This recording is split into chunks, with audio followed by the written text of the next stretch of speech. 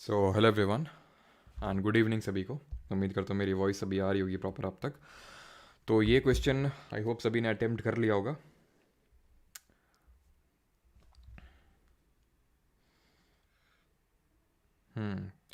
Good morning बेटा, good morning. कितने बज रहे हैं सुबह के? ठीक है, गुड इवनिंग सभी को। हेलो, ठीक है, आंसर दो इसका जल्दी से। कल पढ़ा था ना, the monetary policy in India uses which of the following tools, यानी कि जो मॉनेटरी पॉलिसी कौन बनाता है? सेंट्रल बैंक ऑफ इंडिया, जो कि इंडिया में आरबीआई है। फिस्कल पॉलिसी कौन बनाता है? ये तो मौद्रिक नीति हो गई, मॉनेटरी पॉलिसी। फिस्कल पॉलिसी कौन बनाता है इंडिया में, ये आपको कमेंट में बताना है। तो मॉनेटरी पॉलिसी की अगर बात करें तो मॉनेटरी पॉलिसी टूल्स पढ़े थे, जहाँ पे आरबीआई उन टूल्स का यूज़ करके इन्फ्लेशन और डिफ्लेशन से लड़ती है। ठीक है, इन्फ्लेशन में किस तरह की मॉनेटरी पॉलिसी का यूज़ करती है आरबीआई, जरा कमेंट में जल्दी से बताएंगे। तो टूल्स क्या क्या पढ़े थे हम लोगों ने? एक तो बैंक रेट पढ़ा था, ओपन मार्केट ऑपरेशंस पढ़े थे जो दो तरह के थे। एक तो आउटराइट परचेज पढ़ा था, आउटराइट परचेज, और दूसरा पढ़ा था रीपरचेज ऑब्लिगेशन, जहाँ पे हमने रेपो रेट पढ़ा था, और दूसरा पढ़ा था रिवर्स रेपो रेट, और तीसरा पढ़ा था MSF which is a kind of overnight lending. Overnight loans यहाँ पे मिनिमम ये एमएसएफ में दिया जाता है। ठीक है, मार्जिनल स्टैंडिंग फैसिलिटी जिसको बोलते हैं। ठीक, बैंक रेट ज़्यादा होता है रेपो रेट से, एंड एमएसएफ ज़्यादा होता है, एमएसएफ भी रेपो रेट से 1%, दैट इज़ 100 बेसिस पॉइंट ज़्यादा होता है। तो bank rate and open market operations, that is option number first will be the correct answer. Public debt, public revenue, आपका एमएसपी हो गया, आपका टैक्स हो गया, ये सारी चीज़ें फिस्कल पॉलिसी के तहत आती हैं। ठीक है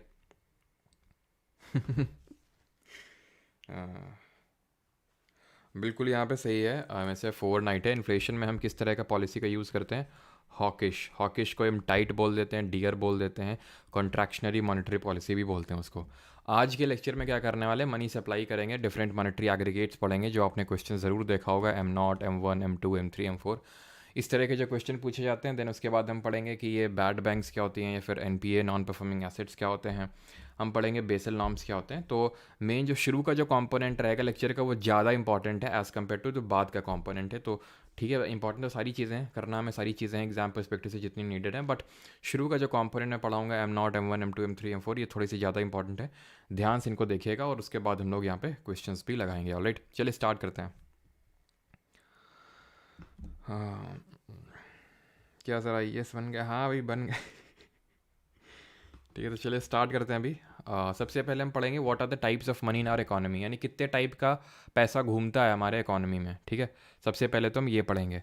तो टाइप्स ऑफ मनी में अगर हम बात करें तो 4 कैटेगरी में इसको हम डिवाइड कर सकते हैं। ध्यान से समझना है इसको। ठीक है, 4 कैटेगरी में डिवाइड कर सकते हैं, 1, 2, 3, 4। ठीक, सबसे पहला है type of money is currency in circulation, currency in circulation.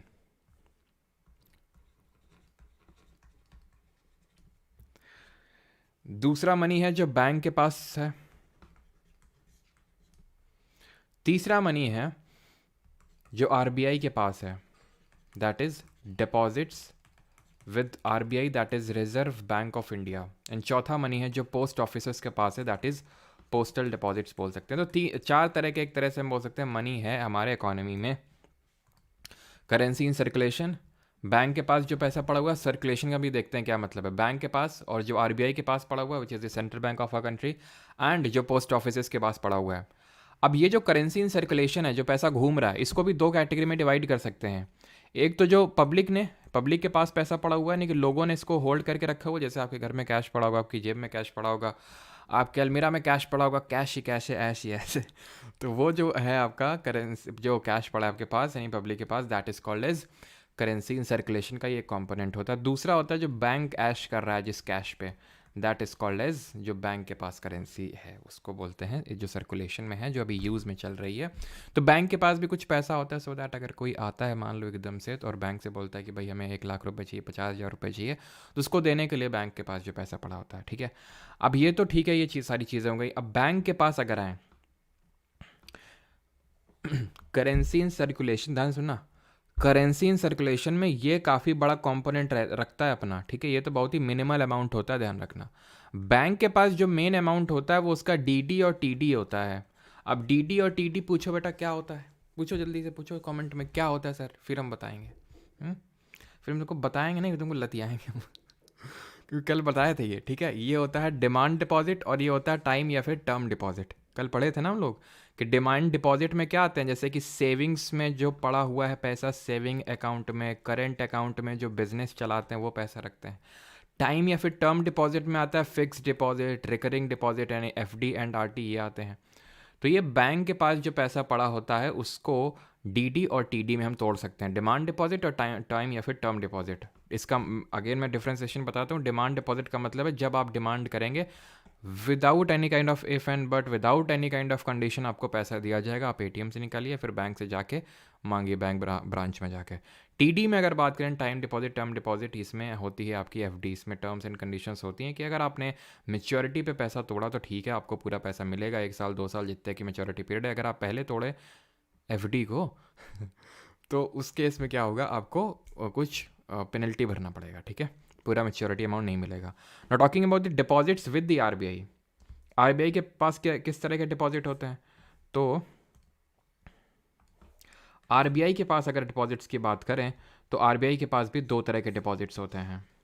एक तो जो बैंक्स ने डिपॉजिट कर रखा है, याद करो कल रिवर्स रेपो रेट, तो भाई बैंक अपना पैसा जा रहा था ना आरबीआई के पास देने, तो ये है बैंकर्स या फिर बैंकर और बैंक्स डिपॉजिट्स विद आरबीआई, जो बैंक्स ने अपने डिपॉजिट करवा रखे हैं with reserve Bank of India, ठीक। और दूसरा है यहाँ पे हमारा other deposits with RBI.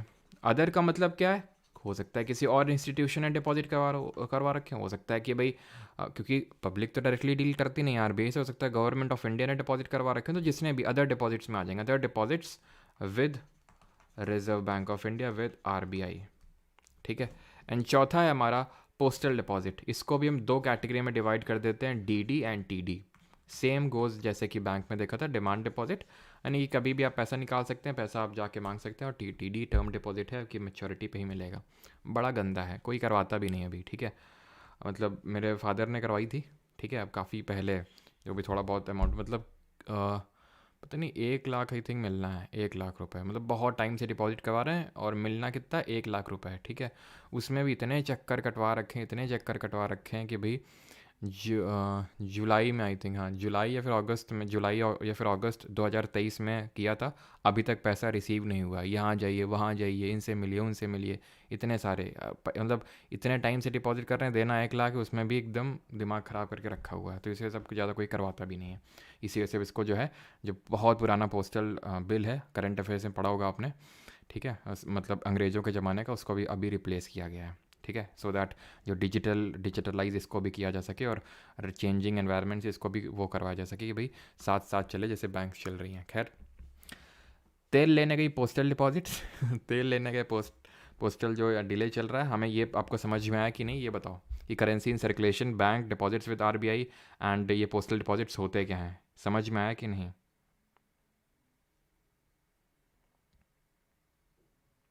Sir mutual fund stock market में रहता है, वो नहीं आता इसमें, उसको हम यहाँ पे कैलकुलेट नहीं करेंगे। जो मॉनेटरी एग्रीगेट्स अभी पढ़ने वाले हैं उससे हम उसको कैलकुलेट नहीं करेंगे। पोस्ट बैंक्स में इंटरेस्ट रेट ज़्यादा होता है, होता होगा। सूरत में रहते हो क्या सर आप? नहीं यार, सूरत में कहाँ पहुँचा दिए तुम। क्या वॉइस क्या हो गया, वॉइस कम है क्या? ठीक, चलो ये चीज़ अगर क्लियर है, अब बढ़ते हैं ये लिक्विडिटी क्या होती है। यानी कि इकोनॉमिक्स में लिक्विडिटी का मतलब क्या होता है, तरलता का मतलब क्या होता है। हिंदी में इसको तरलता बोलते हैं। तरल तरल हो जाना, एकदम तरोताज़ा हो जाना, ये होता है लिक्विडिटी का मतलब। तरोताज़ा इंसान कब होता है, जब कैश होता है, तभी तो ऐश करता है। अब लिक्विडिटी अगर मैं डिफाइन करूँ, डेफिनेशन नहीं पूछेगा बट फिर भी, लिक्विडिटी इज सेइंग कि how quickly your asset is converted to cash. जैसे कि मेरे पास ये टेबल है, ठीक, मेरे पास ये टेबल है जिसमें मैं पढ़ा रहा हूँ, मेरे पास एक लैपटॉप है जिससे मैं आपको पढ़ा रहा हूँ, ठीक है। मैं दोनों को बेचने गया, कौन जल्दी से मेरे को कैश दे देगा, वो ज़्यादा लिक्विड होगा, वो ज़्यादा लिक्विड होगा, वो ज़्यादा तरल होगा, ठीक है। फॉर एग्जांपल मैं लेके गया अपनी, मान लेते हैं, वैसे तो है नहीं, इतनी तो औकात नहीं है, मान लेते हैं कि भाई मेरे पास लैंड रोवर है, ठीक है, मान लेते हैं, मानने में क्या जा रहा है। तो या फिर आपके पास लैंड रोवर है, क्यों नहीं, तो आप गए लैंड रोवर बेचने, ठीक है। दूसरी जगह मेरे पास ऑल्टो है, ठीक है, मैं ऑल्टो बेचने गया और आप लैंड रोवर, तो भाई किसकी जल्दी बिकेगी? मतलब कंसिडरिंग कि ऐसा नहीं कि आप मतलब 1 लाख रुपए में अपनी लैंड रोवर दे रहे हैं, मतलब ठीक है, जितना मैं मान लो कि हमने सेम टाइम पे लिया था, आपने भी उसी टाइम पे लिया था, दोनों ने सेम टाइम में ऑल्टो लिया था जब मैंने, और आपने लैंड रोवर लिया था, ठीक है, आप काफ़ी अमीर है। तो जब आप गए, ठीक है, मतलब सेम टाइम पर उस सेम डिप्रिसिएशन होगा और उसी हिसाब से आपने रेट लगाया। लैंड रोवर आई थिंक कितने 90 लाख 1 करोड़ ऐसे इस तक की आती है। तो मान लेते हैं कि भाई आपने उसका प्राइस है 80 लाख, मैंने ली थी ऑल्टो भाई 5 लाख की, 5 लाख की, और उसको मैं बेच रहा हूँ 4 लाख या फिर 4.5 लाख की। तो ऑब्वियस सी बात है, मेरी ऑल्टो जल्दी बिकेगी, यानी कि कैश में जल्दी कन्वर्ट हो जाएगी, नहीं ज़्यादा लिक्विड है। अब इस जो पर्टिकुलर चीज़ मैंने आपको बताई है, इसको यूज़ करो और मुझे बताओ। मैं कुछ चीज़ें लिखता हूँ, ठीक। डिमांड डिपॉजिट, डिमांड डिपॉजिट और टर्म डिपॉजिट में कौन ज़्यादा लिक्विड होगा? डिमांड डिपॉजिट या फिर टर्म डिपॉजिट, जल्दी से बताओ। और कैश और चेक और मान लेते हैं बॉन्ड्स हैं, इसमें कौन ज़्यादा और कौन कम लिक्विड होगा? लिक्विडिटी आप समझ गए ना, लिक्विडिटी का मतलब होता है कैश कैश कैश। कैश से ज़्यादा तो कुछ लिक्विड हो ही नहीं सकता है। Cash is the most liquid form of money, ठीक है। कैश तो कैश ही, वो तो है ही पानी, ठीक है। डिमांड डिपॉजिट और टर्म डिपॉजिट में आई होप सभी ने डिमांड डिपॉजिट ही लगाया होगा, ये ज़्यादा लिक्विड है। क्यों? Without any kind of ifs and but, without any kind of terms and condition, you will be given your money, you will be given your cash, यानी कि जल्दी से कन्वर्ट हो जाएगा ये किस में? पैसे में। लिक्विड टर्म ज़्यादा होगा। Cash, cheque and bonds, cash इससे ज़्यादा कोई लिक्विड हो सकता है क्या? ये कैश ठीक है। और बॉन्ड्स की अगर बात करें, सबसे कम लिक्विड है। चेक भी थोड़ा सा कहीं बीच में लाई करता है, इतनी जल्दी आपको नहीं मिल जाएगा इसमें से आपको कैश, है कि नहीं। फॉर एग्जांपल आप चेक लगाने गए, जिसकी चेक है उसके अकाउंट में पैसा ही नहीं है, लो घूमो, ठीक है, मान लेते हैं भी, जो तुम लगाओगे चेक, फिर 1-2 दिन बाद में उसको ऑनर किया जाएगा, तब तुम्हारे खाते में पैसा आएगा, तब तुम उसको निकाल पाओगे, है कि नहीं। सिंपल सी बात इतनी है। तो चेक, और एक चीज़, कैश जिस तरह से हमारी फियाट करेंसी होती है या फिर फियाट मनी होती है, चेक होती है हमारी fiduciary money. Fiduciary money, I hope मैंने स्पेलिंग सही लिखी हो, लेकिन स्पेलिंग थोड़ी ना लिखने के लिए आएगा, समझ में आना चाहिए फिड्यूशरी मनी। तो फिड्यूशरी मनी क्या होती है? फियाट करेंसी पता है क्या होती है? फियाट मनी, जहाँ पे तुम अगर एक्सेप्ट नहीं किए, आरबीआई डंडा लेके आएगा और तुमको बोलेगा घूम तो जाओ जरा, और फिर तुम्हें पता है क्या होगा मतलब कि इसको एक्सेप्ट करना ही पड़ेगा, क्योंकि ये गवर्नमेंट बैक्ड है, it is backed by the government, तो ये आपको एक्सेप्ट करना पड़ेगा। चेक में क्या है, चेक एक्सेप्ट ज़रूरी नहीं है। आपने मान लो कि फॉर एग्जांपल आप मेरे से बोले कि सर इस बार की जो हमारी पेमेंट है बैच की, तो वो चेक के फॉर्म में ले लो, मैं मना भी कर सकता हूँ। लेकिन अगर तुमने बोला ये 1000 रुपये है, लो सर, ठीक है, आपने मुझे 1000 रुपये दिए, वो उसको मैं मना नहीं कर सकता हूँ कि ये करेंसी नहीं चलती है। चेक को मैं मना कर सकता हूँ। तो चेक जो काम करता है वो म्यूचुअल एग्रीमेंट पे काम करता है। तो जो करेंसी, जो मनी हमारे म्यूचुअल एग्रीमेंट पे काम करती है, ठीक है, उसको बोलते हैं फिड्यूशरी मनी। ऑलराइट, आगे बढ़ते हैं। अभी अब आते हैं टाइप्स ऑफ मॉनेटरी एग्रीगेट्स। अब है आ रही है मेन चीज़। यहाँ पे जो मैंने आपको चीज़ पढ़ाई ना, दोनों चीज़ पढ़ाई, एक तो types of money in economy and liquidity in the economics, ये दोनों चीज़ें अब यहाँ पे काम आने वाली हैं टाइप्स ऑफ मनी एग्रीगेट्स में। तो सर हमारे 4 टाइप के नहीं, 5 तरह के, वैसे तो 4 होते हैं, बट फिर भी हम एक और कंसिडर कर लेते हैं, दैट इज़ M0, ठीक है। यहाँ पे मैं लिख लेता हूँ M1, यहाँ पे मैं ले लिखता हूँ M2, और यहाँ पे मैं लिख लेता हूँ M3। M4 भी लिखना तो चाह रहा था, लेकिन जगह की कमी की वजह से हम आगे उसको लिखेंगे M0, M1, M2, M3, ठीक। या तो ऐसा करते हैं M1, M2, M3, M4 यहाँ लिख लेते हैं, M0 को हटा देते हैं, ठीक है, M0 को अलग लिख लेते हैं, M1, M2, M3 and M4। लेकिन उससे पहले M0 या फिर M0 को समझ लेते हैं। M0 क्या होता है? ये M0, ठीक है। ये जो M0 होता है ना, इसमें आता है तुम्हारा करेंसी इन सर्कुलेशन, यानी कि जो पहला वाला कंपोनेंट है, यहाँ पे देखिए ये है ना, ये इसको उठा दो। अच्छा, अब ये पढ़ क्यों रहे हैं? ये भी तो कारण आता है, तुम लोगों ने पूछा ही नहीं, पढ़ क्यों रहे हैं? क्या हो गया पागल हो गए हैं क्या हम लोग, जो M1, M2, M3, M4 पढ़े जा रहे हैं क्या ये? और क्यों पढ़ रहे हैं क्या, वो तो अभी जान जाओगे, लेकिन पढ़ क्यों रहे हैं?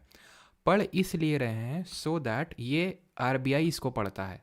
अब क्योंकि आरबीआई पढ़ता है, पेपर में आता है, इसलिए हम पढ़ रहे हैं, सिंपल सी फिलॉसफी है। आरबीआई क्यों पढ़ता है? आरबीआई इसलिए पढ़ता है सो दैट वो अपनी पॉलिसी का फॉर्मेशन, इन्फ्लेशन को काउंटर करने के लिए मॉनेटरी पॉलिसी टूल लाता है, कल देखे थे, तो उसका फॉर्मुलेशन सही तरह से कर सके। जो मैंने आपको बताया था कि भाई जहाँ पे इलाज की ज़रूरत है जिस ऑर्गन को, उस ऑर्गन को दो, उस ऑर्गन को दे, ताकि उसको ये पता चले कि भाई कहाँ पे पैसा ज़्यादा पड़ा हुआ है। भाई बैंक के पास पैसा ज़्यादा पड़ा हुआ है, पोस्ट ऑफिस के पास ज़्यादा पैसा पड़ा हुआ है, आरबीआई के पास ज़्यादा पैसा पड़ा हुआ है, तो उसी हिसाब से वो अपनी पॉलिसी का फॉर्मुलेशन करेगा और उसी हिसाब से गवर्नमेंट को एडवाइस देगा। तो उसी लिए उसने कुछ एग्रीगेट बना रखे हैं, जैसे कि उसने कुछ इन्फ्लेशन को काउंटर करने के लिए सीपीआई डब्ल्यूपीआई बना रखा था कि भाई अगर फूड वाला देखना होगा, अगर सर्विसेज वाला देखना होगा तो वो सीपीआई के पास जाएगा, कंज्यूमर प्राइस इंडेक्स के पास। अगर वो मैन्युफैक्चर्ड गुड्स में देखना है उसको इन्फ्लेशन, तो वो डब्ल्यूपीआई के पास जाएगा। सिमिलरली अगर उसको money supply in the economics देखना है तो उसने डिफरेंट तरह के एग्रीगेट बना रखे हैं, M1 M2 M3 M4, और उसी हिसाब से उस एग्रीगेट के पास जाएगा और देखेगा कि कहाँ पर ज़्यादा मनी सप्लाई घूम रहा है। ठीक, इसलिए पढ़ रहे हैं। अब इसमें आता है क्या, करेंसी इन सर्कुलेशन,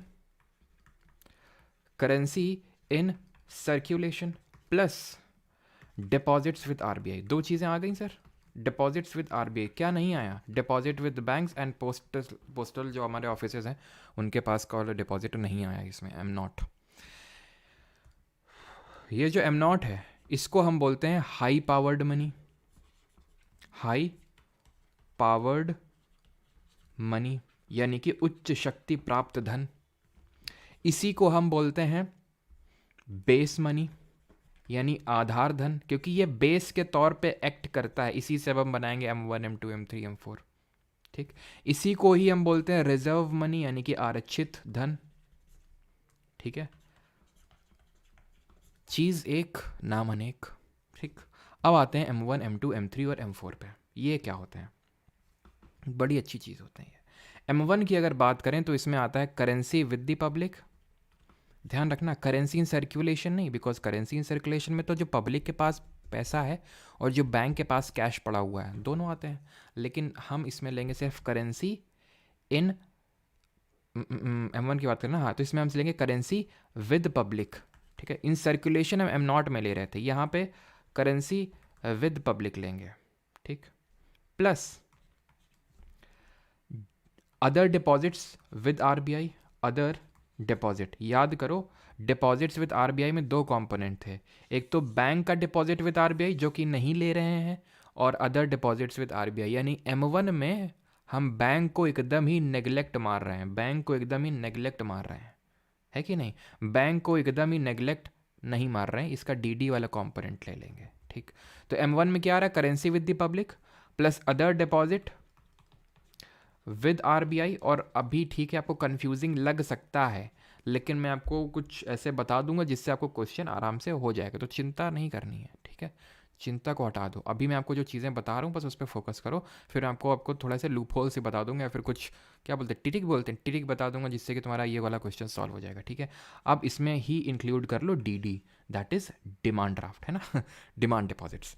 M2 की अगर बात करें तो M2 में आता है, M1 में जितना भी आता है उसको उठा लो, plus saving deposits, saving deposits with RBI, with post office, not RBI, saving deposit with post office. M3 में क्या आता है, M3 में आता है M1 में जितना है, M2 नहीं M1 plus TD, that is term या फिर टाइम डिपॉजिट यानी FDRD।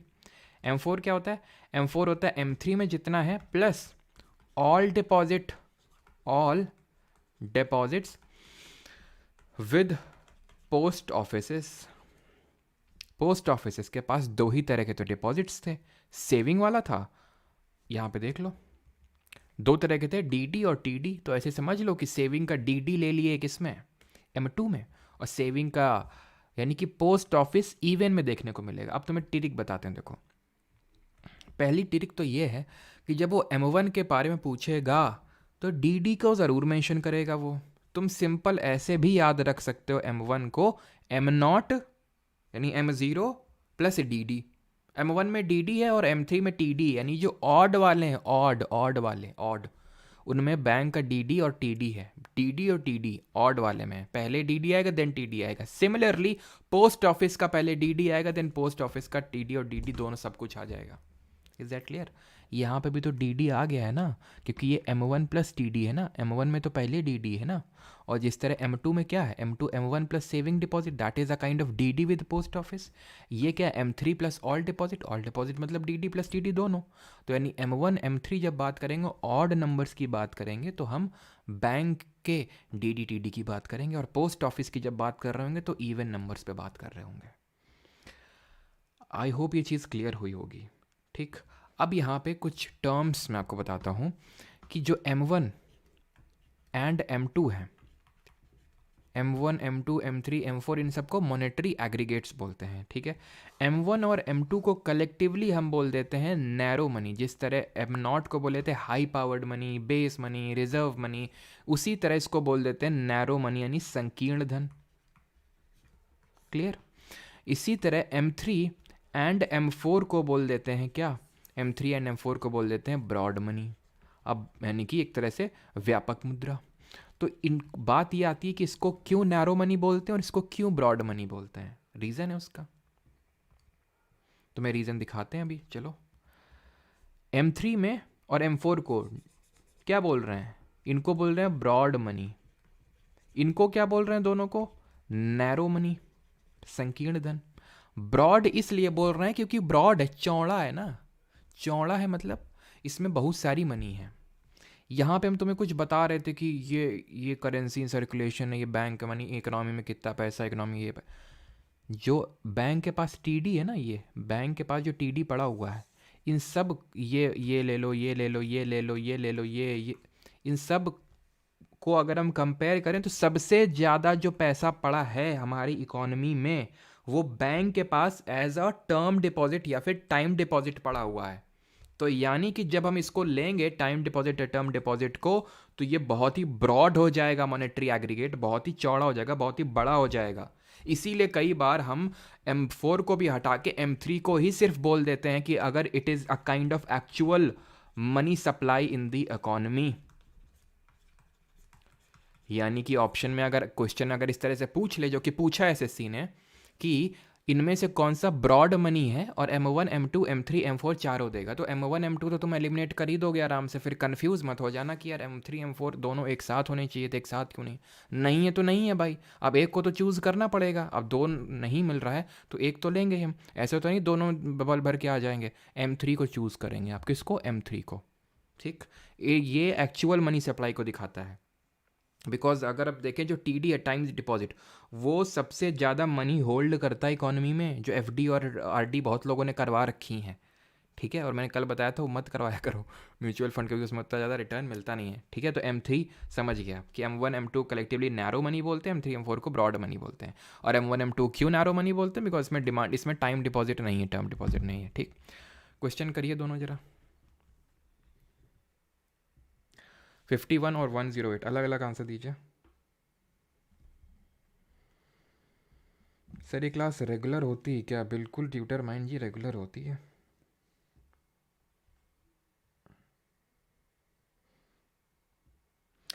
वैशाली कुमार सर, हम दोबारा एक्सप्लेन कर दीजिए अदर डिपॉजिट्स क्या है। अदर डिपॉजिट वैशाली जी हम पहले पढ़ चुके हैं, शायद आप क्लास में लेट आई हैं। ये अदर डिपॉजिट्स विद आरबीआई हैं। एक तो बैंक ने जो आरबीआई के पास पैसा डाल रखा है, जमा कर रखा है कि भाई बैंक लो, हम बैंक बोलती है लो हमारा पैसा ले लो, हमको कुछ ब्याज देते रहना।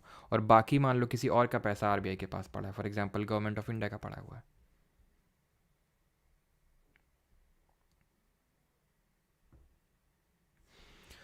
चलिए अभी क्वेश्चन नंबर 51 करते हैं। Which of the following money forms of money supply is considered as the most widely used in the monetary system. 51 का देखते हैं, बिल्कुल सही सभी का आंसर है ऑप्शन नंबर सी, M3 को सबसे वाइडली यूज्ड है। ये आपका क्वेश्चन दोनों CDS में, SSC के तो हम करते ही हैं लास्ट में, लेकिन बीच बीच में CDS का मसाला भी ऐड करते चलते हैं, CDS और CAPF का। Reserve Bank of India defines narrow money as, तो नैरो मनी क्या होता है? Narrow money simple M1 plus M2, simple सी बात है ना, M1 प्लस M2 होता है। M1 में तो DD आ जाता है, M2 में क्या आ जाता है, saving deposit with post office आ जाता है, तो ऑप्शन नंबर बी। ठीक है, अब इसमें जो टाइम डिपॉजिट ले रहे हैं, net time deposit, sir time deposit लेते ही आप नैरो में नहीं ब्रॉड में चले गए। जो लोग सी बता रहे हैं तो कैसे सी बता रहे हैं ये? ठीक है, टाइम डिपॉजिट आपको नहीं दिख रहा है यहाँ पे? टाइम डिपॉजिट का मतलब अभी अभी जस्ट पढ़ा है और अभी गलत कर दिए तुम, देख लो। टाइम डिपॉजिट ब्रॉड मनी चिल्ला चिल्ला के बताएं अभी, और फिर भी आप बता रहे हैं, दिल से बुरा लगता है भाई। भी होगा, बिल्कुल सही है, ठीक है। M1 और M2, M1 में क्या आता है, M1 में आता है हमारा एक तो currency with the public plus demand deposit, छोड़ो गए तेल लेने, बस ये ध्यान रखो M0 प्लस DD, ठीक है। तो currency in circulation M0 type मान लो और DD है ये, ठीक है। M1 हो गया, जब ये जोड़ दिया तो M2 हो गया, और क्योंकि M1 M2 दोनों कलेक्टिवली नैरो मनी बोलते हैं तो option number B will be the answer. अब आते हैं मनी मार्केट पे। जो मेन चीज़ थी वो आपको ये समझ में आ गई होगी, थोड़े छोटे छोटे टर्म्स है, मनी मार्केट क्या होता है, NPA क्या होता है, बेसल नॉर्म्स क्या होते हैं, बैड बैंक्स क्या होते हैं, इनको जल्दी जल्दी करते हैं, ठीक है। मनी मार्केट की अगर बात करें तो दो तरह की मार्केट होती है एक्चुअली, मनी मार्केट होती है और एक कैपिटल मार्केट होती है, ठीक है। मनी मार्केट होती है और एक होती है कैपिटल मार्केट। ये मनी मार्केट जो होती है शॉर्ट टर्म मार्केट होती है। इस शॉर्ट टर्म मार्केट में कौन कौन ऑपरेट करता है, शॉर्ट टर्म मार्केट में जैसे कि कल हमने टी बिल्स देखे थे, अगर आपको याद रहो, ट्रेजरी बिल्स, तो ये कितने टेनर के लिए रिलीज़ किए जाते हैं, कितने तरह के टी बिल्स होते हैं, जरा कमेंट में आप बताइए। जो कैपिटल मार्केट होता है वो लॉन्ग टर्म मार्केट होता है। अब शॉर्ट टर्म लॉन्ग टर्म का मतलब क्या है, शॉर्ट टर्म का मतलब है 1 साल से कम का टेन्योर, और लॉन्ग टर्म का मतलब होता है 1 साल से ज़्यादा का, जैसे कि हम म्यूचुअल फंड में खेलते हैं, स्टॉक मार्केट में इन्वेस्ट करते हैं, तो ये सब लॉन्ग टर्म में आता है, कैपिटल मार्केट में आता है, ठीक है। अब ये टी बिल्स हमने 3 टेनर के पढ़े थे, एक तो 91 डेज़ के, एक दूसरे 182 डेज़ के, और चौथे थे हमारे 364 दिन के। और एक चीज़ कि टी बिल्स, मैंने पता नहीं कल चीज़ बताई थी आपको कि नहीं, कि जो हमारे टी बिल्स होते हैं, जो ट्रेजरी बिल्स होते हैं, ट्रेजरी बिल्स जो होते हैं ये they are offered at a discount rate, offered at a discount rate. अब ये डिस्काउंट रेट का मतलब क्या होता है, डिस्काउंट रेट का ये मतलब ये होता है कि जैसे तुम हमारे, क्योंकि ट्रेजरी बिल है क्या, गवर्नमेंट सिक्योरिटी एक तरह की, कल बताया था आपको, है ना। तो ये एक तरह की जीसेक है, गवर्नमेंट सिक्योरिटी। अब इस गवर्नमेंट सिक्योरिटी की मान लेते हैं ये डिस्काउंटेड रेट पे ऑफर होते हैं, इसका मतलब ये कि मान लो इसकी कीमत 1 लाख रुपए की है, ये मुझे 90,000 में दिया गया कि लो बेटा 90,000 में ले जाओ, ठीक है। जीसेक में ले गया, जीसेक में ले गया, 90,000 दे दिया। जीसेक जब लौटाने आऊँगा ना तो मुझे 1 लाख रुपए दिए जाएंगे, तो जो 10,000 रुपये एक्स्ट्रा मिले वो मेरा इंटरेस्ट रेट हो गया एक तरह से, वो मेरा प्रॉफिट हो गया एक तरह से। तो ये डिस्काउंट रेट में ऑफर किए जाते हैं, इसका मतलब ये है। जो मनी मार्केट होती है, ठीक है, ये जो आपकी मनी मार्केट होती है, इसको भी हम 2 कैटेगरी में डिवाइड करते हैं, एक को बोलते हैं कॉल मनी मार्केट और दूसरे को बोलते हैं नोटिस मनी, ठीक है, notice money market. Call money market में एक तरह से अगर आपको 1 दिन के लिए पैसा चाहिए, अगर आपको 1 दिन या फिर 1 दिन से कम, less than a day, less than 1 दिन के लिए अगर पैसा चाहिए तो कॉल मनी, और अगर आपको 1 से लेके या फिर 2 से लेके 14 दिन तक का पैसा चाहिए तो उसको नोटिस मनी बोलते हैं। बस थोड़ा सा ध्यान रखना, बहुत ज़्यादा रटने की ज़रूरत नहीं है, इतना थोड़ा सा ध्यान रखना, मैं आपको बताई उसी वजह से लिमिटेड रहा हूँ, ठीक है। बहुत ज़्यादा डीप में नहीं ले जा रहा हूँ बिकॉज उतना ज़्यादा पूछा नहीं जाता इससे क्वेश्चन, लेकिन टी बिल से क्वेश्चन आया था, इनसे आया था क्वेश्चन, तो इसलिए मैं आपको बता रहा हूँ, ठीक है। लेस दैन 1 डे और 2 to 14 डेज। अब ये जो मनी मार्केट है ना, इस पे हमारे काम करते हैं, कल मैंने थोड़ा सा हिंट दिया होगा जब MCQ सॉल्व कर रहे थे तो टर्म आए थे लिबॉर, मिबॉर, सॉफर, कल मैंने कुछ आपको बता रहा था, याद आ रहा है आपको लास्ट में, लिबॉर, मिबॉर, सॉफर, ये सब क्या होते हैं। देखिए होता क्या है कि कल हम लोगों ने पढ़ा था कि बैंक्स को CRR और SLR मेंटेन करनी होती, cash reserve ratio, statutory liquid ratio maintain करने होते हैं।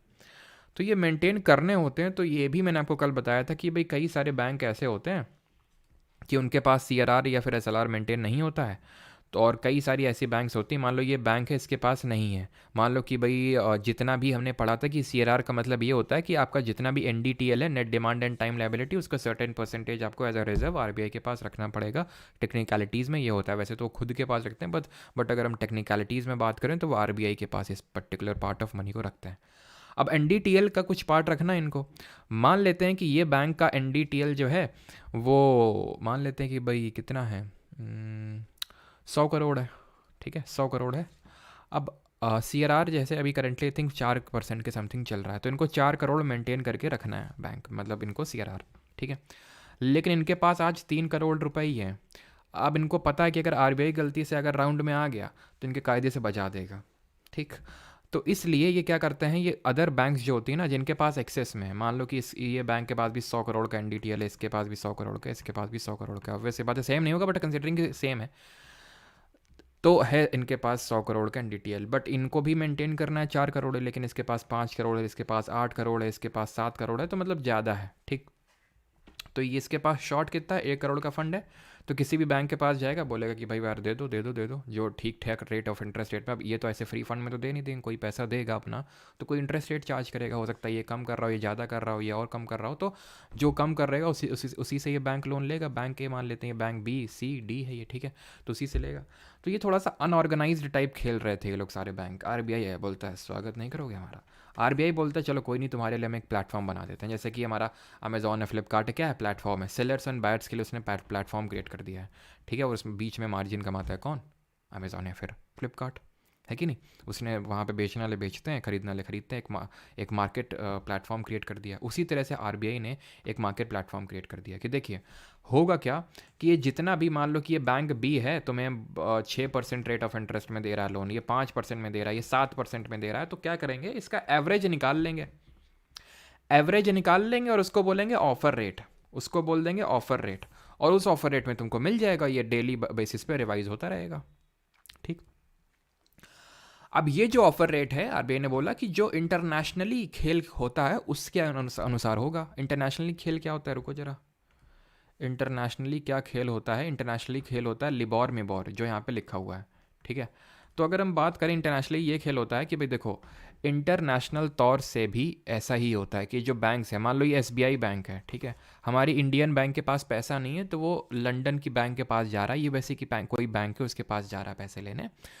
तो सेम यही होता था, ये सेम खेल होता था जो अभी मैंने खेल एक्सप्लेन किया कि भाई डिफरेंट तरह के इंटरेस्ट रेट लोग देते थे डिफरेंट बैंक्स। तो आरबीआई आया कि भाई बोला कि ठीक है तुम रुक जाओ और इस तरह से अपना एक हम कॉमन प्लेटफॉर्म क्रिएट कर देते हैं। इसी तरह सेम तौर से हमारा एक आया ब्रिटिश, ये रटना नहीं है आपको, ये रटना नहीं है बिल्कुल भी, ठीक है, बस समझते जाना है। ब्रिटिश बैंकर एसोसिएशन आया ही है, ठीक है। ब्रिटिश बैंकर एसोसिएशन ने बोला कि चलो तुम्हारे लिए कॉमन प्लेटफॉर्म क्रिएट करते हैं, इस तरह से हम एक एवरेज रेट निकाल लेंगे और उसी में आपको ऑफर होगा।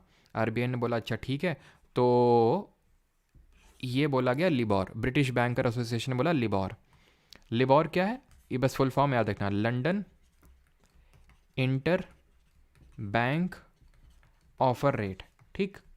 तो हर कंट्री ने क्या किया, इसके अकॉर्डिंग ही अपने वाले रेट को चेंज, मतलब एक उसको एक बेंचमार्क के तौर पे इसको लिया। इंडिया वाले ने मेबॉर बना दिया, Mumbai inter bank offer rate, ठीक है। इसी तरह जापान वालों ने टिबॉर बना दिया, Tokyo inter bank offer rate. तो अब से हर कंट्री ने अपना अपना बना दिया। तो ये फुल फॉर्म पता होना चाहिए, London inter bank offer rate, Mumbai inter bank offer rate. फिर बाद में भी कुछ साल पहले ये पता चला कि ये जो ब्रिटिश बैंकर एसोसिएशन है ये सब खेला खेल रहे थे। जो बैंक इसमें रजिस्टर्ड थी, कुछ सिलेक्टेड बैंक्स थी, जब इनको लोन चाहिए होता था तो इस ऑफर रेट को मैनुअली कम कर देते थे, और जब इनको लोन देना होता था तो इस रेट को बढ़ा देते थे, सो दैट इनको प्रॉफिट हो। ट्रिलियन, बिलियन नहीं, मिलियन भी नहीं, ट्रिलियन का इन्होंने घोटाला किया इसमें। जब बात पता चली तो इसको जो है खारिज किया गया है, इसको हटाया गया, एंड इसीलिए एक नया लाया गया, सॉफर लाया गया। और सॉफ्टवेयर को ही अभी मतलब एक तरह से एज अ बेस यूज़ किया जाता है। और ये हमारा जो आरबीआई है उसने भी आई थिंक ये बोला था कि जुलाई 2022 से सभी को जो बेस रेट के तौर पे यूज़ करना है वो सॉफ्टवेयर को ही यूज़ करेंगे। सॉफ्टवेयर की अगर बात करें तो secured overnight financing rate, overnight financing rate. RBI ने बोला है कि अब कोई भी लिबॉर को यूज़ नहीं करेगा, सॉफ्टवेयर का यूज़ करेगा। तो अब इंटरनेशनली सॉफ्टवेयर का ही यूज़ होता है। तो ये जो मैंने पूरी राम गाथा आपको समझाई, ये समझाने के लिए बताई, इसमें कुछ रटना नहीं है। लिबॉर मिबॉर और सॉफ्टवेयर का थोड़ा फुल फॉर्म पता होना चाहिए। और अगर क्वेश्चन आ जाए कुछ भी इससे घुमा के, तो ऐसा ना हो कि एकदम मुंह खुला तुम्हारा रह जाए कि होता क्या है। तो इसलिए हम आपको समझाइए, बहुत ज़्यादा क्वेश्चन नहीं आते हैं इससे, ठीक। क्लियर है कि नहीं, पहले ये बताओ। तब आते हैं बेसल नॉर्म्स पे, जो कि हमारा सेकेंड लास्ट टॉपिक है। बताइए जल्दी से।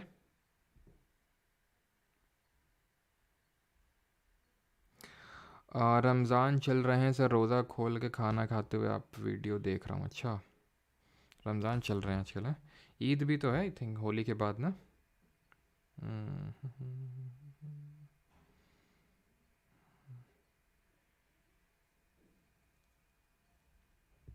सॉफर is a kind of base rate, ठीक है सर। क्या नहीं नहीं, हर ब्रांच को तो नहीं है। इस fact as a overall general bank को मेंटेन करना पड़ता है। मान लो एक ब्रांच के पास नहीं है, दूसरे के पास है, तो पैसा वैसे बात है वहाँ से वहाँ तुरंत ट्रांसफ़र कर दिया जाएगा।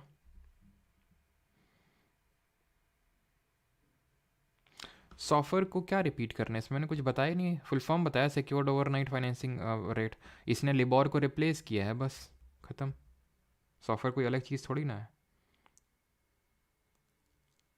चलिए अभी आते हैं current CRR rate. Anuradha I think 4% है, I am not very sure, but क्योंकि वो ऊपर नीचे होता रहता है, कुछ बेसिस पॉइंट ऊपर बढ़ जाता है। 10 बेसिस पॉइंट का मतलब हमेशा ध्यान रखना 0.1% होता है। अगर कभी न्यूज़ में आप देखो कि जैसे RBI ने 10 बेसिस पॉइंट बढ़ा दी है तो मतलब 0.1% रेट बढ़ा दिया, ठीक है, इस तरह से। वैसे अभी आई थिंक 4% चल रहा है। बेसल नॉर्म्स पे आते हैं। ये बेसल क्या है, तो बेसल एक जगह का नाम है स्विट्ज़रलैंड में।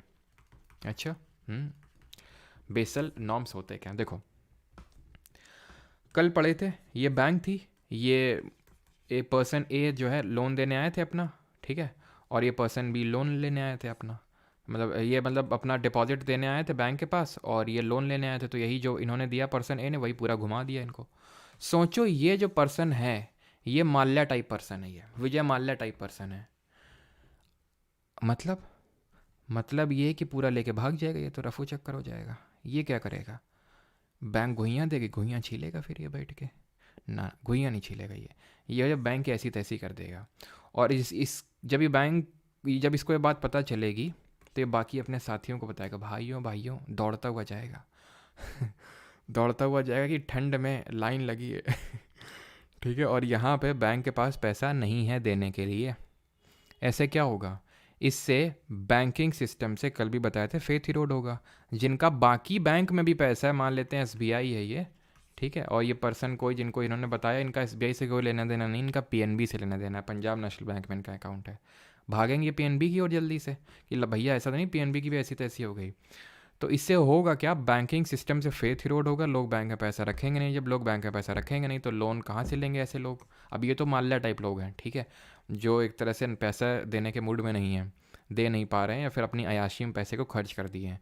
लेकिन जो कायदे के ढंग के लोग हैं, जो हमेशा टाइम पे पैसा लौटाते हैं और वो सही काम के लिए पैसा लेते हैं, अयाशी नहीं करते हैं उस पैसे से। हमारे यहाँ तुम्हें एक स्टोरी बताते हैं एक नशेड़ी टाइप के भाई साहब हैं, ठीक है, हर बार बैंक से लोन लेके आते हैं और इस उम्मीद में, जैसे अभी चुनाव वाला साल है, ठीक है, तो माफ़ी हो जाती है, एग्रीकल्चर के नाम पे लेके आते हैं, माफ़ हो जाते हैं, लोन माफ़, ठीक है, तो ऐसे ही चल जाता है, पीने के लिए ला के ले जाते हैं, ठीक है।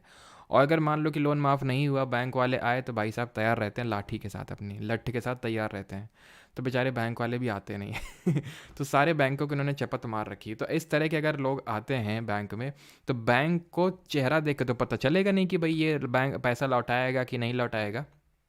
तो अगर चेहरा देख के नहीं पता चलेगा तो फिर क्या तरीका है, तो फिर तरीका ये है कि एक बासल करके सिटी है, ठीक है, बेसल बासल जो भी यार इसको बोलो, बोलने के लिए नहीं आएगा। तो ये स्विट्ज़रलैंड में सिटी है।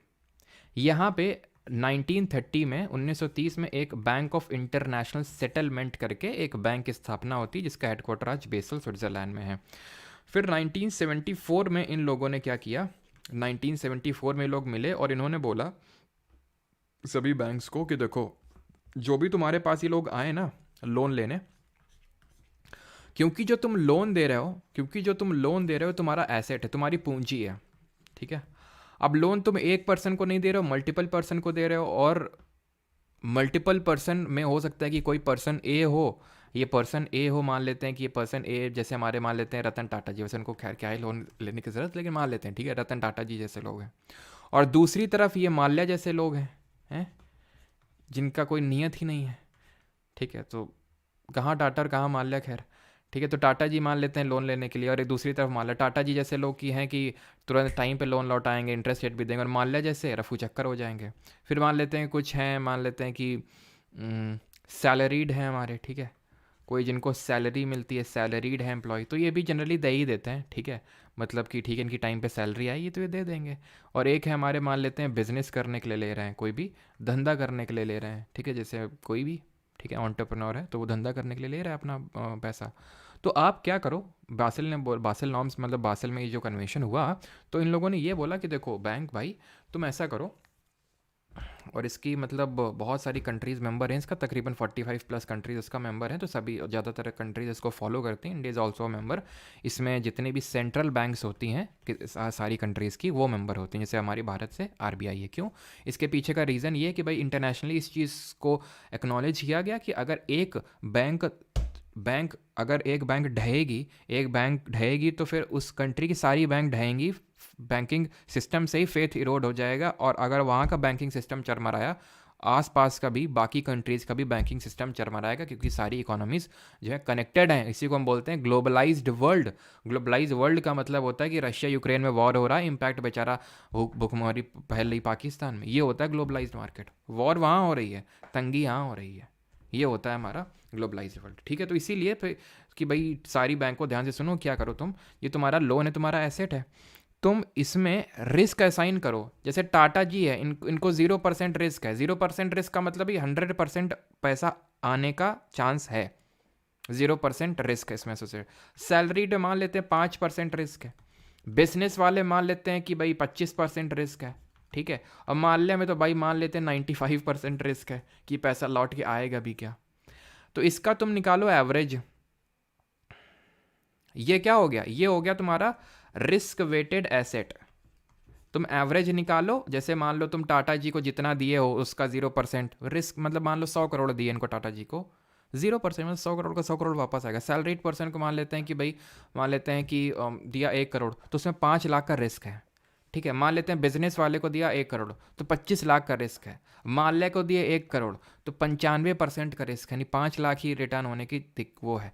जितना भी तुम्हारा एसेट है, लोन दिया है, उसमें तो तुम ऐसा रिस्क निकाल लो, और तो निकाल लो कितना रिस्क में पड़ा है एसेट। जैसे मान लिया सबको 1 करोड़ दिए, टाटा जी से 0 है, कुछ नहीं है। यहाँ 5 लाख रुपए है का रिस्क है। यहाँ पे कितना का रिस्क है, यहाँ पे 25 लाख का रिस्क है। यहाँ कितना रिस्क है, 95 लाख का रिस्क है। तो दिया कितना टोटल, 4 करोड़ दिया, 30 लाख और इसको 95 लाख को जोड़ लो, 30 लाख और 95 लाख को जोड़ लो, कितना आएगा, 1.25 करोड़ आएगा। ठीक है, 1 करोड़ 25 लाख, ये क्या है, मेरा रिस्क वेटेड एसेट हो गया। ये RWA बोलते हैं इसको इन शॉर्ट, अगर पूछ ले तो। ठीक है, तो रिस्क वेटेड एसेट हो गया ये। क्लियर, ये हो गया risk asset weighted asset, 5 lakh, 25 lakh और 95 लाख। अब इसी से एसोसिएटेड हमारा कैपिटल एडिक्वेसी रेशियो। क्या एसोसिएटेड है, कैपिटल एडिक्वेसी रेशियो, इसी को बोलते हैं CAR।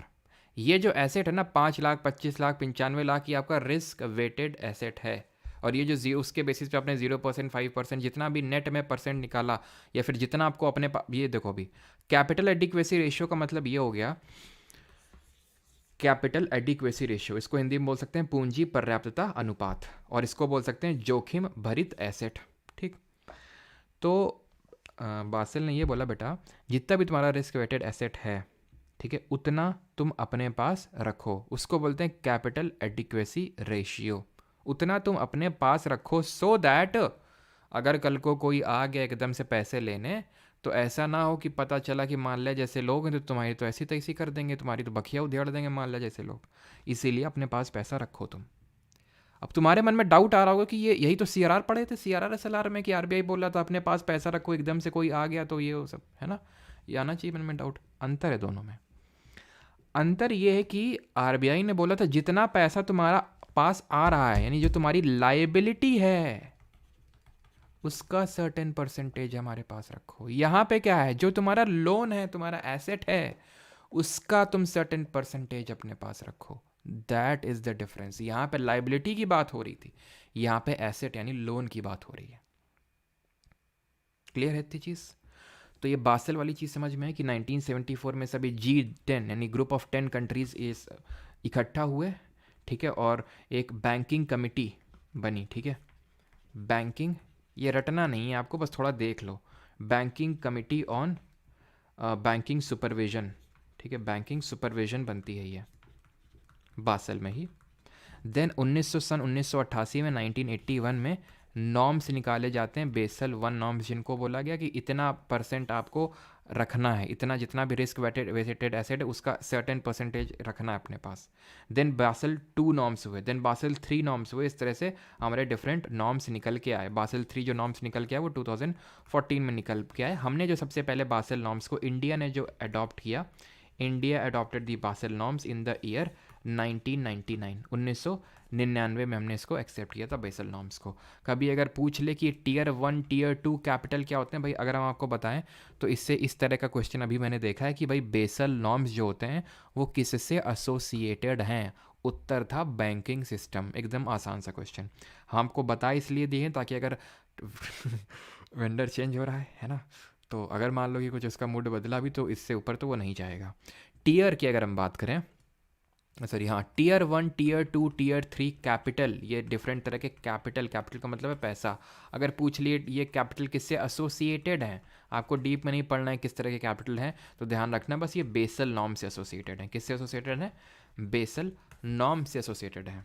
अब किसी को कोई डाउट हो यहाँ तक तो पूछ लो, नहीं तो हम बढ़ते हैं अपने अगले अगले और आखिरी टॉपिक की तरफ, एंड देन क्वेश्चंस। कॉल नहीं उठा रहे हैं। हाँ, जिस व्यक्ति से आप कॉल करना चाहते हैं वो व्यक्ति जो है कॉल उठा नहीं रहे हैं, उस टाइप के हैं माल्या जैसे लोग।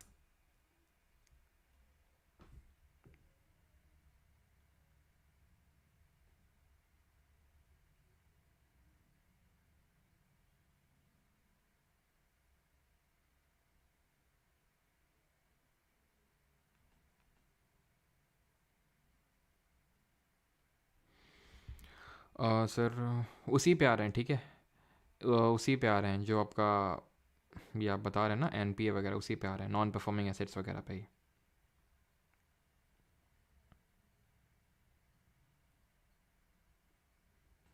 तो बैंक ऑफ, बताया तो बैंक ऑफ इंटरनेशनल सेटलमेंट का हेडक्वार्टर बेसल स्विट्जरलैंड में है। ठीक, चलिए आगे बढ़ते हैं अभी, अगर डाउट्स क्लियर हैं तो। सर आपके बेसल का फुल फॉर्म, भाई बेसल सिटी का नाम है यार, बेसल सिटी का नाम है, उस पे ये बेसल वन और basal to basal three norms है, कोई फुल फॉर्म थोड़ी ना इसका, जितना यार मुझे पता है। अब जैसे नोएडा है, नोएडा का फुल फॉर्म है, लेकिन जितना मुझे पता है बेसल कोई फुल फॉर्म तो नहीं होगा। बेसल सिटी का नाम, जैसे दिल्ली सिटी का नाम है तो दिल्ली कोई ऐसा थोड़ी, जैसे कानपुर सिटी का नाम है, कानपुर का कोई फुल फॉर्म थोड़ी ना है। ठीक है। अब जैसे कि कानपुर की अगर बात करें तो एक कान्हा मतलब कुछ करके राजा नाम था, राजा थे, उन्हीं के नाम पे कानपुर का नाम पड़ गया। और ये Basel one two different year पे आया, जैसे होता है 1988 में आया था ये, ठीक है। सॉरी ये मैंने 2014 लिख दिया, ये आपका बेसल टू जो है, ध्यान रखना। वैसे ईयर तो शायद ही पूछे, 2004 में आया था। एंड बेसल जो थ्री है आई थिंक 2008 के टाइम पे आया था, जब 2007-8 में फाइनेंशियल क्राइसिस हुआ था उस टाइम पे आया था। आई थिंक 2008 ही होगा, एक बार नहीं होगा तो मैं चेक कर लूँगा। वैसे तो ये 1988, ये 2004 और ये 2008 ही आई आई थिंक, ठीक है। चलिए अभी आते हैं एनपीए पढ़ते हैं। ये एनपीए क्या होता है? एनपीए छोड़ते हैं, एसेट पढ़ते हैं। एसेट गवर्नमेंट के, थोड़ा पानी पी लें अगर आपकी परमिशन हो तो।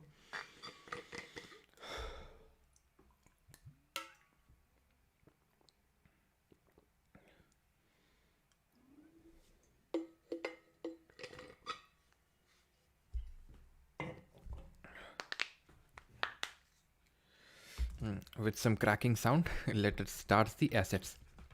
तो एसेट क्या होता है?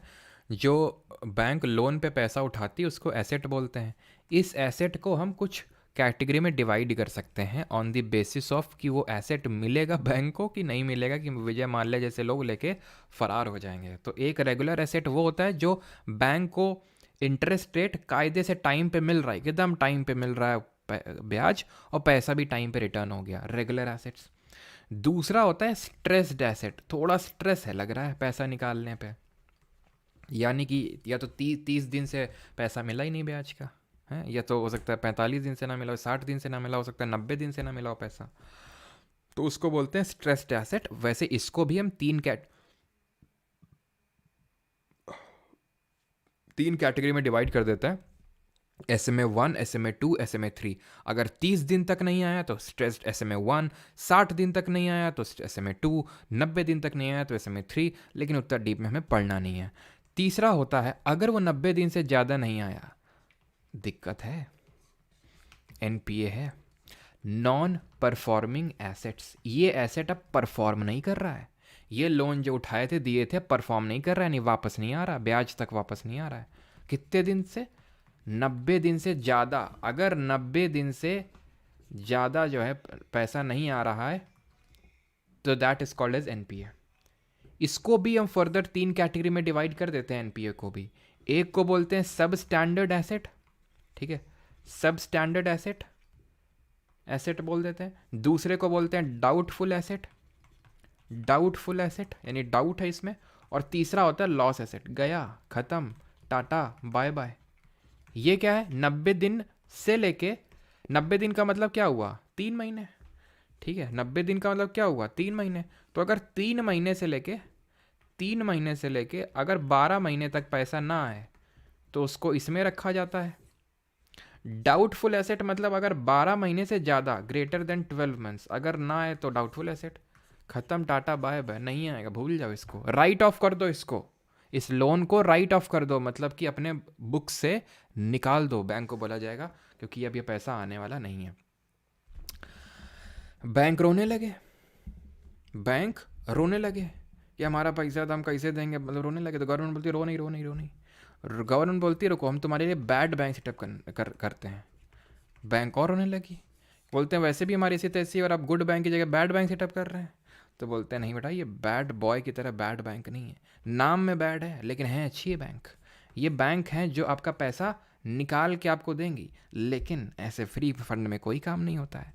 जो तुम्हारा एनपीए है, जो तुम्हारा एनपीए, वैसे तो तुम रिकवरी कर पाओगे नहीं, है कि नहीं, तुम्हारी ऐसी तैसी हो जाएगी अगर तुम उसको करोगे। तो हमारे पास एक आदमी है जो इसमें एकदम हफ्ता वसूली में एकदम मास्टर है, वो हफ्ता वसूली में प्रो है वो। तो हफ्ता वसूली, मान लो कि तुम्हारे 10 करोड़ की अगर हफ्ता वसूली कर देता है, मान लो तुम्हारा 50 करोड़ एनपीए, उसमें से 10 करोड़ तुम्हें निकाल के दे देता है वो, तुमको कमीशन चाहिए भाई को, कितना परसेंट, 3-4%। बैंक बोलता है ठीक है ले लेना, वैसे भी जा तो रहा ही है, जो भी आ जाए उतना अच्छा है। तो बैड बैंक्स क्या होती हैं समझ में आ गए ना, नाम पे मत जाना, होती अच्छी हैं, मतलब लोन निकाल के देती हैं। और गवर्नमेंट ने जैसे सेटअप की दो अभी रिसेंटली, नेशनल एसेट, NARC बोलते हैं इसको in short, national asset reconstruction company limited, construction company limited, in short NARC। और दूसरी एक सेटअप की इंडिया डेट, एग्जाम्पल बता रहा हूँ मैं आपको बैड बैंक के, ठीक है, जो अभी रिसेंटली सेटअप हुई हैं, India debt resolution company limited, ठीक है। अभी और रो रहे थे, बैंक बोले, फिर बैंक ने मतलब गवर्नमेंट ने पूछा अब क्यों रो रहे हैं, बोलता है कि अब इसलिए रो रहे हैं कि मान लो कि हम बैड बैंक्स का सहारा नहीं ले पाए, या फिर मान लो कि कुछ और भी तो हमें दो टूल की तुरंत हम पैसे की रिकवरी कर सकें। तो फिर उस केस में इन लोगों को बोला, मतलब गवर्नमेंट ने माने कि पार्लियामेंट ने एक एक्ट लाया, उसको बोलते हैं सारफेसी एक्ट। इस सारफेसी का फुल, ये एक्ट आया था 2002 में, 2002 में। इसका फुल फॉर्म होता है, अगर हम बात करें, securitization and reconstruction of financial assets and enforcement of security interest act, SARFAESI, security interest act इसको बोलते हैं, सारफेसी एक्ट 2002, ठीक है। तो फुल फॉर्म आपको पता होना चाहिए, वैसे नोट्स में आपको लिखा हुआ मिल जाएगा। इसका मेन पर्पस ये था कि देखो बैंक्स, तुमको कोर्ट जाने की ज़रूरत नहीं है, जो भी इन्होंने कोलेट्रल रखवाया था, जो तुम्हारे पास लोन लेने आया था, कोलेट्रल मतलब गिरवी, जो एज अ सिक्योरिटी पर्पस लिखवाया था, आराम से उसकी नीलामी करो, आराम से बेचो, कोई कोर्ट केस, कोई कुछ पंगा नहीं होगा, आराम से। यानी कि एक तरह से बोल सकता हूँ कि it allows any financial institution like banks to recover their assets without any court intervention. आराम से वो निकाल सकते हैं, लेकिन वो शर्तें, कुछ शर्तें होती हैं उसमें, जैसे कि 1 लाख रुपए से ज़्यादा वाला एनपीए होना चाहिए, ऐसे नहीं 50,000 रुपये के लिए खोखट पाले हुए हो, ठीक है। एग्रीकल्चर वालों को ऐसा तुरंत नहीं कर सकते हो, ठीक है। तो ये चीज़ें होती हैं। लास्ट टर्म है हमारा कि ये विलफुल डिफ़ॉल्टर क्या होते हैं। विलफुल डिफ़ॉल्टर वो होते हैं, इनको अगर मैं डिफ़ाइन करूं तो डैश डैश डैश डैश लेकिन नवाबी ना घटे, मतलब कि पैसा ये चुकता कर सकते हैं, लोन जो उन्होंने लिया है वो चुकता कर सकते हैं, लेकिन जानबूझ के नहीं दे रहे हैं, विलफुल डिफ़ॉल्टर। कई सारे विलफुल डिफ़ॉल्टर ऐसे भी होते हैं, जैसे फॉर एग्जांपल गवर्नमेंट, चुनाव का साल है, बोलेगी कि लोन माफ़, जबकि ये दे सकते थे लोन, बट फिर भी ये नहीं देंगे, ठीक है। ये तो एक सर्टेन वो तो हो गया कि ठीक है, उतना नीचे गिरे हुए नहीं है, ठीक है, ठीक है, सबको पैसा प्यारा होता है, और ठीक है कि यार माफ़ हो रहा है तो चलो हम हमारा भी माफ़। कुछ होते हैं जानबूझ के नहीं देते हैं, पैसा है लेकिन बैंक को लटकाए रहेंगे, इस तरह से वो जो काम करते हैं विलफुल डिफ़ॉल्टर बोले जाते हैं वो, ठीक है। पैसा दे सकते हैं, डिफ़ॉल्टर का मतलब है कि पैसा नहीं दे सकते हैं वो। विलफुल डिफ़ॉल्टर का मतलब है कि अपनी इच्छा से नहीं दे रहे हैं, पैसा तो दे सकते हैं लेकिन दे नहीं रहे हैं, ठीक है।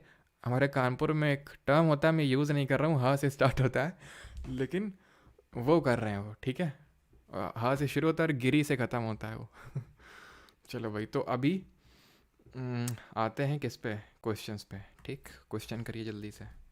पहला क्वेश्चन ये रहा आपकी स्क्रीन पे।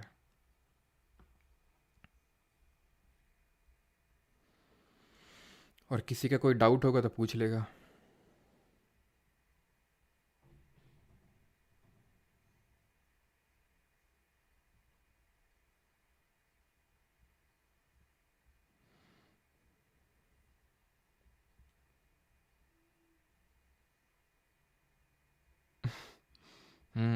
समझिए।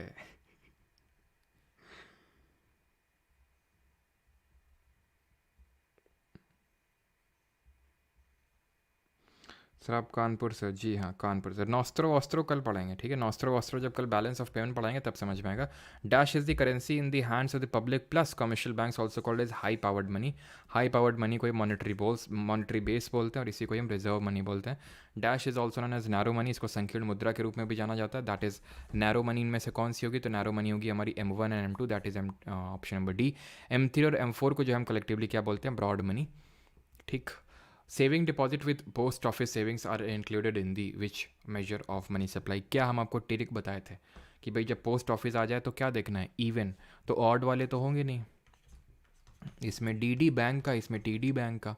ठीक है, पोस्ट ऑफिस सेविंग पूछ रहा है, यानी डीडी बैंक का, डीडी पोस्ट ऑफिस का M2 में आएगा। इसमें all deposits of the post office आ जाएगा। Question number 4, total deposit with the post office saving organisations are included in which money supply aggregate. Total deposit की अगर बात करें तो total deposit with post office saving organisation, total deposit with post office M4। M2 में तो आती हैं सिर्फ सेविंग की जो डिपॉजिट होती हैं। खटाखट क्वेश्चन होना चाहिए बिना किसी देरी के साथ। Typically dash are papers bearing the promise of a future stream of money returns over a period of time.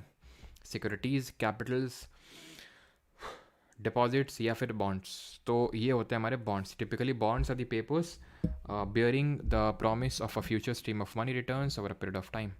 Which of the following banks was authorise to issue electoral bonds. तो electoral bonds जिनको unconstitutional declare किया जा चुका है, हमने पढ़ा भी था करंट अफेयर्स में, by the Supreme Court of India, because ये आर्टिकल नंबर 19 और right to information act of 2005 का वॉलेशन कर रहे थे, इसलिए SBI जो है वो इशू करता था। Which of the following measures of money supply is measured to as the aggregate monetary resource. यानी इनमें किसको हम एग्रीगेट मॉनेटरी रिसोर्स बोल सकते हैं, समग्र मौद्रिक संसाधन कहा जाता है। M4, M1, M2, M3। हम आपको बताए थे क्या एक चीज़, कि अगर चारों ऑप्शन में हो, ठीक है, और एग्रीगेट मॉनेटरी रिसोर्स पूछ रहा हो या फिर ब्रॉड मनी पूछ रहा हो तुमसे, तो M3 तुम टिक करोगे। यही हमारा एक्चुअल में टोटल मनी सप्लाई को भी दिखाता है, बिकॉज इसमें टर्म या फिर टाइम डिपॉजिट्स इंक्लूडेड हैं, इसलिए। क्वेश्चन नंबर 8 करिए sir. Identify the correct statement in the context of money supply. और अभी छोड़ के जाइएगा नहीं, अभी ना जाना छोड़ के। लेकिन 100 लोग चले गए हैं दिख रहा है अभी, क्योंकि एक कॉन्सेप्ट अभी समझाना है, मनी और स्टॉक फ्लो वाला। ठीक, ज़्यादा क्वेश्चन नहीं है आज, ज़्यादा क्वेश्चन नहीं है आज सर। मैं टाट मिल के पास, ताड़ मिल नहीं होता शैलेंद्र साहू जी, टाट मिल होता है वो। तुम कानपुर में रहते हो, कानपुर की जगह का नाम ढंग से नहीं ले रहे हैं। टाट मिल के पास से क्लास ले रहा हूँ, आज आपके घर रुकूँ? अच्छा बेटा, टाट मिल काफ़ी दूर है हमारे यहाँ से। सर पार्ट 3 रेलवे NTPC भी बताएंगे आदर्श पांडे। फ्राइडे के दिन एक फ्राइडे को सैटरडे को एक वीडियो आएगा, उसमें हम सारी चीज़ें बताएंगे आपको, ठीक है। तो यहाँ पे अगर बात करें, money supply refers to the total volume of money held by public at a particular point of time. बिल्कुल सही है। मनी सप्लाई इज वो आ गया यार, हम तो सोचे थे आगे आएगा। Money supply is a flow concept. अब हम तुम्हें बताएंगे फ्लोर, ये स्टॉक कॉन्सेप्ट होता क्या है। M1 is the most liquid major of money supply, ये भी सही है। यानी 1 and 3 तो होगा, और ये ऐसा सिर्फ एक ही ऑप्शन में, यानी कि अगर मैं ऑप्शन नंबर 2 नहीं पता था तो भी हमारा आंसर आ गया। यानी कि मनी जो सप्लाई है फ्लो कॉन्सेप्ट नहीं है, फ्लो नहीं है तो क्या है? स्टॉक है। दो तरह के कॉन्सेप्ट होते हैं, एक तो होता है फ्लो कॉन्सेप्ट और दूसरा होता है स्टॉक कॉन्सेप्ट, ठीक है। जो फ्लो कॉन्सेप्ट होता है ना, flow, it is measured over a period of time, it is measured over a period of time. Stock की बात करें, it is measured over a point of time, over a point of time. जैसे for example money supply, money supply को एक point of time में measure किया जाता है कि भाई कितना क्या मनी है। Measured over a period of time अगर मैं बात करूँ, जैसे कि कहीं पे इन्वेंट्री है, इन्वेंट्री मैंने आपको समझाया था, जैसे कि फॉर एग्जांपल मेरा टी शर्ट का बिजनेस है, तो मेरा जो टी शर्ट कितनी पड़ी हुई है उसको इन्वेंट्री बोलेंगे। तो उसको एक पीरियड ऑफ टाइम मेजर किया जाएगा। ऐसा नहीं कि मेरे पास इन्वेंट्री में मान लो 5 टी शर्ट पड़ी तो मैं बोलूँगा कि इनकी इनकी इन्वेंट्री में हमेशा 5 टी शर्ट रहती हैं। हो सकता है कि दिन का आखिर का समय हो या फिर अभी ज़्यादा सेल चल रही हुई इस वजह से, तो उसको पीरियड ऑफ टाइम में मेजर करना पड़ेगा कि एक पीरियड ऑफ टाइम में इनके पास कितनी इन्वेंट्री रहती हैं। ये होता है हमारा क्या, ये होता है हमारा एक तरह से बोल सकते हैं stock and flow concepts. Is that clear? तो मनी जो सप्लाई होगा वो आपका किस में आएगा, इसमें आएगा। जो आपकी स्टॉक में आएगा, जो आपकी सेविंग्स होंगी वो आपकी इसमें आएंगी, ठीक है, सेविंग्स इसमें आएंगी। क्लियर? आगे बढ़ते हैं अभी। चलिए, तो अगर हम बात करें, आंसर क्या हो जाएगा, option number D 1 and 3। RBI publishes figures for 4 alternatives measures of money supply M1, M2, M3, M4। In this context, which of the following is called as narrow money? इनमें से नैरो मनी किसको बोलते हैं, जल्दी से बताइए। Narrow money यानी कि संकीर्ण मुद्रा किसको बोलते हैं? चलिए, तो अगर हम बात करें, CPU और फेस 12 TCS ही कंडक्ट करवाएगा, सूत्रों से पता चला। अब सूत्र जो भी हो यार, सूत्र को भेजो तेल लेने, ठीक है, और तुम बस फोकस करो स्टडी पे। कौन क्या करवाएगा, जो चीज़ तुम्हारे कंट्रोल में नहीं है तो उसको मत फोकस करो जब तक कि कोई चीज़ पुख्ता नहीं मिल जाती है आपको, है ना। बिकॉज जो चीज़ें पढ़ रहे हैं ना वही आएंगी, जो चीज़ें कर रहे हैं वही आएंगी। बस मैंने को बताया भी था, लेवल ऊपर नीचे हो सकता है, या फिर मान लो कि इकोनॉमिक्स से ज़्यादा क्वेश्चन पूछ ले, साइंस से कम पूछे, साइंस से ज़्यादा क्वेश्चन पूछ ले, इकोनॉमिक्स से कम पूछे। वो तो कुछ भी हो सकता है, सबके लिए होगा। लेकिन अगर हम सारी चीज़ों के लिए प्रिपेयर्ड हैं, सारे लेवल्स के लिए प्रिपेयर्ड हैं, तो फिर डरने की क्या बात है। ये तो बस शुरुआत है। M1, M2, M3, M4 में अगर बात करें नैरो मनी किसको बोलेंगे, तो M3 एंड M4 को बोलेंगे। Option number D will be the correct answer. In the concept of money supply M4 refers to, तो M4 क्या है भाई, 4 है, इवन है। इवन है तो भाई पोस्ट ऑफिस तो होगा ही होगा, ठीक है, पोस्ट ऑफिस तो होगा ही होगा। खत्म। टोटल डिपॉजिट होगा। सेविंग तो आएंगे M2 में। 11th नंबर पे आ जाओ। Which of this measures of money supply is refer to as the aggregate monetary resource. Same repeated question है, सेम रिपीटेड क्वेश्चन है, ठीक है। सर कुछ कंट्री अपनी करेंसी की रेट गिराती हैं, तो ऐसा क्यों करती हैं, थोड़ा विस्तार से समझाइएगा। अंतिम रात्र जी कल आइएगा, ठीक है, मस्त नहा धो के आइएगा कल। कल पढ़ाएंगे आपको एप्रिसिएशन और डिप्रिसिएशन ऑफ करेंसी क्या होता है और क्यों करती हैं, एक्सपोर्टर को बेनिफिट होता है कि इम्पोर्टर को होता है, किसको होता है, ठीक है। तो यहाँ पे M3 हो जाएगा आपका aggregate monetary resource. Marginal propensity to consume, ये भी आप कल समझिएगा। वैसे तो आंसर इसका ऑप्शन नंबर बी होगा, लेकिन कल आइएगा इस पर भी, ठीक है, मार्जिनल प्रोपेंसिटी टू कंज्यूम, क्योंकि आज पढ़ा है नहीं ना अभी। बैंक इशूज़ KCC का फुल फॉर्म क्या होता है, खैर आज के लेक्चर से तो इसका कोई लेना देना है नहीं, तो एग्रीकल्चर टॉपिक से किसान क्रेडिट कार्ड इसका आंसर होगा, ऑप्शन नंबर बी। लो भैया ख़त्म, ठीक है, ख़त्म हो गया। तो अब कल जो है, कल हम लोग मिलेंगे, कुछ और CDS CAPF के शुरुआत में क्वेश्चन करेंगे, ठीक है, और ये कॉन्सेप्ट पढ़ेंगे मार्जिनल प्रोपेंसिटी टू कंज्यूम वाला। और कल हम पढ़ेंगे, क्या बताया तो मैं आपको, बैलेंस ऑफ पेमेंट क्या होता है, और ये जो अभी अप्रिसिएशन डिप्रिसिएशन ऑफ करेंसी पूछ रहे थे ये पढ़ेंगे। एंड पोवर्टी कल पढ़ेंगे, तो पोवर्टी कल पढ़ेंगे, ठीक है, पोवर्टी क्या होती है। तो कल है थर्सडे, एंड देन परसों के दिन पढ़ेंगे, फ्राइडे को दो दिन हमारा लास्ट टॉपिक होगा इकोनॉमिक्स का 5 ईयर प्लान यानी पंचवर्षीय योजना। एंड देन उसके बाद जो है इकोनॉमिक्स हो जाएगी, tata bye bye. Capital adequacy ratio दोबारा बता दो सर, सूरज भारद्वाज जी पूछ रहे हैं। सर कैपिटल एडिक्वेसी रेशियो ये होता है, सिंपल टर्म्स में बैंक बोलती है कि आप अपना रिस्क वेटेड एसेट निकाल लो, सभी बैंक से बोलती है, देन उसका सर्टेन पार्ट अपने पास रिजर्व के तौर पे रखो, उसको उसको हम capital to risk weighted asset ratio भी बोलते हैं। तो कैपिटल एडिक्वेसी रेशियो या फिर capital to risk weighted asset ratio, यानी उसका सर्टेन पार्ट आप अपने पास रख लो, सो दैट अगर कुछ बैंक फेल कर जाए तो आपके पास कुछ पैसा स्टॉक में पड़ा हो, वो होता है वो चीज़, ठीक है। क्वेश्चन 9th, अच्छा क्वेश्चन 9th में कुछ दिक्कत है क्या? अच्छा नैरो मनी पूछा था, सॉरी नैरो मनी पूछा था, तो ऑप्शन नंबर सी आंसर हो जाएगा, ठीक है। मुझे लगा ब्रॉड मनी पूछा है। और किसी का कोई डाउट? IB रिजल्ट आ गया क्या? सर बढ़िया पढ़ाते हो आप सच्ची, क्या बात, सही बता, सही बता रहा हूँ। ये बताओ कि रिजल्ट आ गया क्या IB का? आ तो गया रिजल्ट।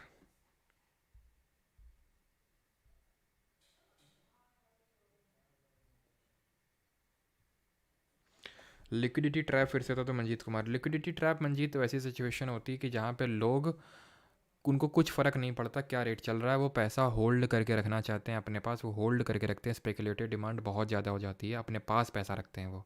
क्यों रखते हैं? बिकॉज उनको ये लगता है, जैसे चुनाव वाला भी चुनाव आ रहे हैं तो उनको ये लगता है कि भाई इंटरेस्ट रेट जो है काफ़ी गिरेंगे तो अच्छा रिटर्न मिलेगा नहीं, क्योंकि इंटरेस्ट रेट गिरेंगे मार्केट में तो उतना इंटरेस्ट रेट अच्छा मिलेगा नहीं, क्योंकि मार्केट वोलेटाइल है। तो इससे अच्छा पैसे को अपने पास रखो, इन्वेस्ट मत करो। ये होता है लिक्विडिटी ट्रैप। उसमें सारी जो इनकी मॉनेटरी पॉलिसी होती हैं आरबीआई वगैरह की, सब फेल हो जाती हैं।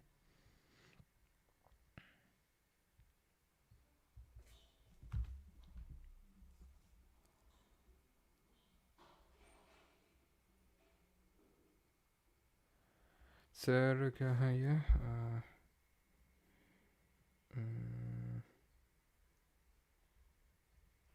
नहीं, अलग होते हैं वो, ठीक है। ट्रेजरी, कभी कभी हम ट्रेजरी बिल्स को ट्रेजरी बॉन्ड भी बोल देते हैं, ठीक है। तो सेम चीज़ क्या बोल सकते हो वो। Your teaching is super sir. अच्छा मोहन जी, थैंक यू। और सिबिल स्कोर क्या होता है? वो आपके मतलब इस पर डिपेंड करता है सिबिल स्कोर कि आप कितना पैसा, वही है एक तरह से कि आप पैसा लेते हैं तो रिटर्न करते हैं कि नहीं। क्रेडिट स्कोर है आपका एक तरह से। तो अगर आप पैसा लेके रिटर्न नहीं करते हैं टाइम पे तो आपका ख़राब होगा क्रेडिट स्कोर, सिबिल। तो आप कहीं से भी बैंक से लोन लेंगे तो आपको उतनी जल्दी से लोन नहीं मिलेगा। बायोलॉजी कब कराओगे आनंद साहिल? आनंद साहिल, जब आपका डीपी वाला जो बंदा है वो प्रेसिडेंट बन जाएगा तब। इकोनॉमिक्स के बाद केमिस्ट्री बचा है, बायोलॉजी बचा है, स्टैटिक जीके बचा है। स्टैटिक जीके लास्ट में करेंगे, उसका रीज़न है, रीज़न मैं आपको बाद में बताऊंगा कि क्या रीज़न है। रीज़न ऐसा है कि थोड़ा सा मैं चाहता हूँ कि एक दो कुछ पेपर हो जाएं, क्योंकि स्टैटिक जीके का जो पूछने का अंदाज था टीसीएस का, वो एक यूनिक अंदाज था। थोड़े ज़्यादा क्वेश्चन आते थे, तो मैं चाह रहा हूँ कि वो थोड़ा अंदाज पता चल जाए नए पैटर्न के हिसाब से। बाकी देखते हैं जैसा होगा, करेंगे तो वही। 6 वीडियो हिडन क्यों हैं? क्योंकि वो सर हिडन इसलिए हैं वो, क्योंकि बैच की वीडियोस हैं। तो अगर आपको मतलब एनरोल करना है तो आप कोर्स में एनरोल कर सकते हैं, अगर आपको बैच की वीडियोस चाहिए तो, ठीक है। आप एसएससी जीके बैच 2.0 दिख जाएगा आपको, ठीक है। एसएससी जीके बैच 2.0, तो वहाँ से आप जो है एनरोल कर सकते हैं बैच में। Recording and handwritten notes चाहिए तो इंग्लिश एंड हिंदी दोनों में।